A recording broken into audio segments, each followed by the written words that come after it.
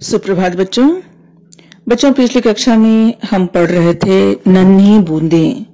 तो एक पैराग्राफ मतलब हमने पूरा एक पैराग्राफ या यूं कहें कि एक पैराग्राफ नहीं बल्कि हमने 3 पैराग्राफ पढ़ लिया। तो अब पाठ को आगे बढ़ाते हैं। तो पिछले पाठ में पिछली कक्षा में हमने कहा कि कैसे वायु जो है वो बूंदों के लिए घोड़ा का काम करती है। वायु बूंदें उस पर बैठकर यहाँ से वहां यानी देश देशांतर घूमते रहती हैं। तो वही बूंदें कह रही हैं कि देखो, बार बार कह रहे हैं कोई अकेले नीचे न उतरना, एकता ही हमारा बल है, नहीं तो हम कुछ भी नहीं है। हमें शुद्र कहा था ना, ठीक है, लेकिन हम शुद्र वर्षा की बूंदें ही पृथ्वी के प्राणों की रक्षा करेंगी, खेतों में अन्न उपजाएंगी, नदियों में नावें बनाएंगी, लता वृक्ष पौधे लहलहा उठेंगे, झूम उठेंगे प्रसन्नता से, पशु जीवन पाएंगे, पक्षी चहचहा उठेंगे, मोर नाच उठेंगे। बूंदे कहती हैं कि देखो, बार बार बूंदे एक दूसरे को चेतावनी देती हैं कि कोई अकेले नीचे ना उतरना, वरना जो सूर्य का ताप है वो तुम्हें बीच में ही वाष्प बना देगा। इसलिए क्योंकि हमारा एकता ही हमारा बल है, अकेले तो हम सच में बहुत कमजोर हैं, लेकिन हम एक साथ बरसे तो हम बहुत कुछ कर सकते हैं। किसी ने हमें क्षुद्र कहा था, यानी छोटा कहा था, ठीक है, लेकिन हम भी दिखा देंगे कि हम शुद्र वर्षा की बूंदें ही धरती के प्राणों की रक्षा करती हैं।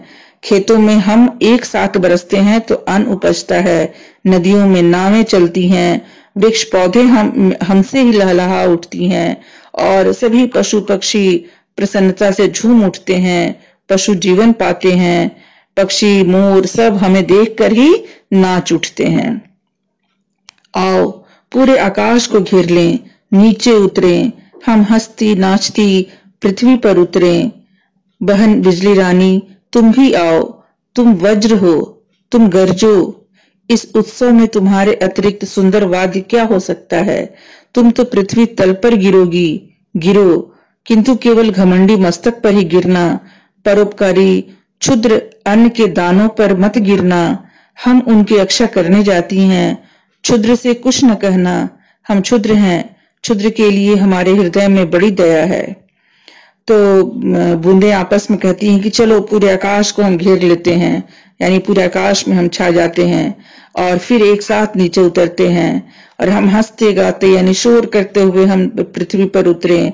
और बिजली रानी को भी बूंदें जो है वो आमंत्रित करती हैं, यानी बिजली जो कड़कती है तो वो बारिश के समय में एक वाद्य यंत्र के समान काम करती है, और बूंदें पृथ्वी पर उस बिजली को कहती है कि तुम पृथ्वी तल पर गिरो, लेकिन वहां गिरो जो घमंडी है, तुम घमंड का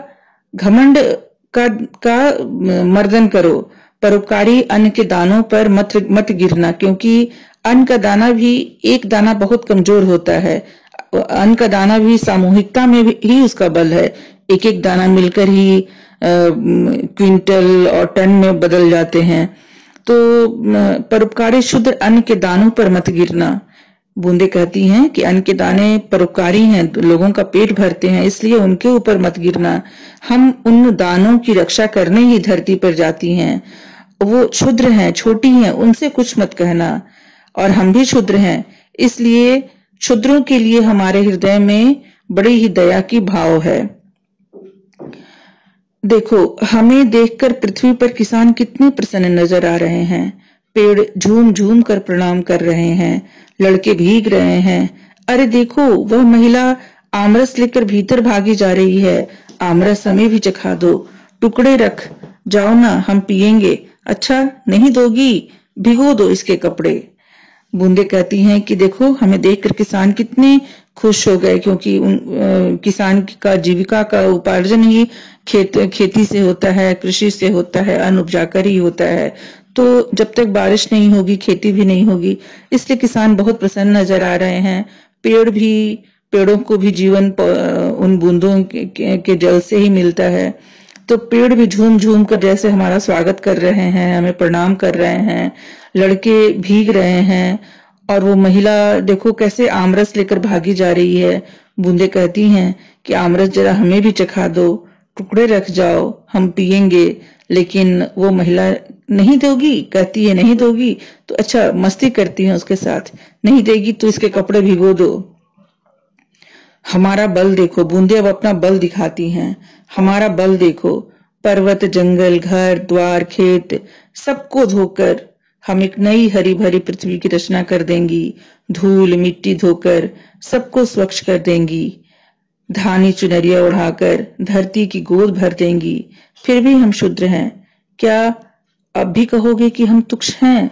बूंदे कहती हैं कि हमारा बल देखो, हमारा इतना बल है कि पूरे पर्वत, जंगल, घर द्वार, खेत सबको धोकर यानी सबको सींच कर हम सबको हरा भरा कर देंगे। पूरी पृथ्वी पर हम हरियाली की रचना कर देंगे। क्योंकि बच्चों वर्षा ऋतु जो है गर्मी के बाद ही आती है, तो गर्मी से तप्त हमारे मन को वर्षा ऋतु जो है वो शीतलता से भर देती है।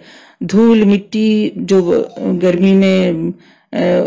गर्मी के मौसम में आंधियां चलती हैं या धूल सब जगह जमे रहते हैं, वो सबको धोकर पूरी सृष्टि को धोकर वो स्वच्छ कर देती है। और धानी चुनरिया उड़ाकर धरती की गोद भर देगी, यानी पूरी धरती जो है पूरी शस्य श्यामला हरी भरी हो जाती है। तो धानी चुनरी लगता है कि धरती माँ ने धानी रंग की चुनरी ओढ़ ली है।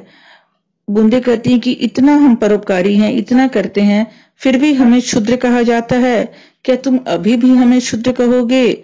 नहीं, हम बूंदों को तो कभी भी क्षुद्र नहीं कह सकते, क्योंकि जल है तो जीवन है।